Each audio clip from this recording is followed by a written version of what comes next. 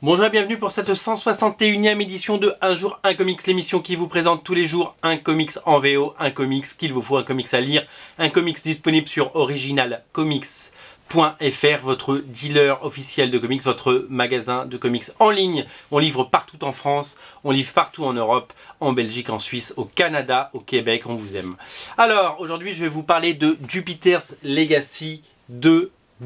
C'est la seconde série Jupiter's Legacy par Mark Millar et Frank Quitely. La première est déjà sortie en album en VF. La deuxième arrive enfin en VO après des mois et des mois et des mois d'absence, on va dire, et d'attente surtout.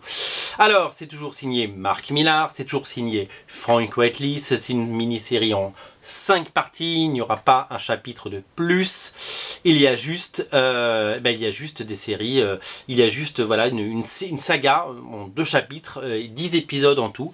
Voilà. Et puis après, il y a l'autre série qui s'appelle Jupiter's Circle, qui n'est toujours pas sortie chez Panini, qui est fait également 10 numéros, mais sans Frank Quitely. Alors, le second numéro est sorti. Moi, j'attendais très fort cette série parce que j'avais adoré la première série et j'attendais la suite avec une grande impatience. Les 5 numéros sont dessinés, donc on va les avoir tous d'affilée. On va en avoir un par mois pendant 5 mois. Le 1 est sorti, le 2 je l'ai entre les mains, donc ça veut dire qu'il est sorti. Qu'est-ce que je peux vous dire dessus sans trop vous spoiler? La première chose, c'est que j'étais très réservé sur le premier numéro, sur les couleurs que je trouvais, les couleurs signées Sonny Go, qui est un coloriste qui a beaucoup travaillé avec Lénine Franciszek et que je n'apprécie pas du tout. Je trouve qu'il fait un travail, il en fait trop.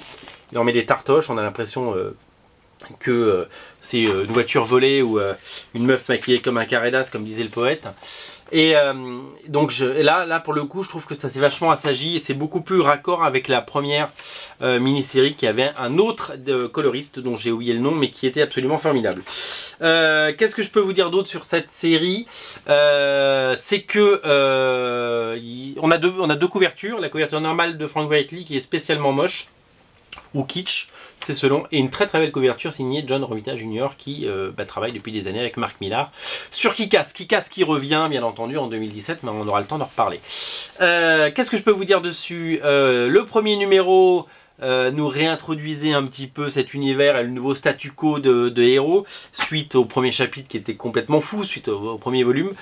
Et dans ce deuxième volume, les choses se mettent véritablement en place et les forces en puissance, si vous voulez, se réunissent. On va avoir 2 clans, les gentils et les méchants et les gentils, et ça risque de faire très mal. Voilà. Je pense que Mark Millar va nous faire une petite maillot très sympa sur quelques numéros pour un final de folie. En tout cas, ça y ressemble beaucoup. L'autre chose que je voulais vous dire sur cette série, au-delà du fait que je l'adore et que ce second numéro est dans le même tonneau que tout ce que j'ai pu lire sur Jupiter's Circle et Jupiter's Legacy depuis le début, c'est que elle est symptomatique de la chute du marché des comics aux États-Unis. Alors oui, bien sûr, DC Rebirth ça cartonne, oui, bien sûr, Civil War 2 ça cartonne, mais n'oublions pas que le marché n'est plus le même. Quand le premier numéro de la première série de Jupiter's Legacy est sorti, il nous avait survendu le truc, bien entendu, c'était le grand retour de Mark Millar et Frank Quitely qui avaient fait ensemble The Authority il y a 15 ans. Le premier numéro s'était vendu à plus de 100 000 exemplaires, un truc de taré. Et ben, le premier numéro de la deuxième série s'est vendu à 30 000 exemplaires seulement. Vous vous rendez compte de la chute? Ce qui fait que le deuxième numéro, je crois qu'il est aux alentours de 14 000 exemplaires, ce qui est absolument ridicule. Donc c'est bien parce que c'est assez collector. Si vous l'avez, ça veut dire qu'il y a 14 000 autres personnes dans le monde qui l'ont, ce qui est rien, parce qu'on est quand même 6 milliards. Et voilà. Mais c'est vraiment symptomatique de cette chute inénarrable du marché des comics qui fait que si on se réinvente pas tout le temps et si on met pas d'huile dans le moteur, il se passe rien. Voilà. Mais en tout cas, ça ne change rien à la qualité de ce titre que je vous invite à découvrir dans la rubrique Millar World d'Original Comics. Vous allez sur originalcomics.fr, vous allez dans Comics VO, Millar World et normalement vous trouverez. C'était la 161e émission. On se retrouve très bientôt les copains. Salut.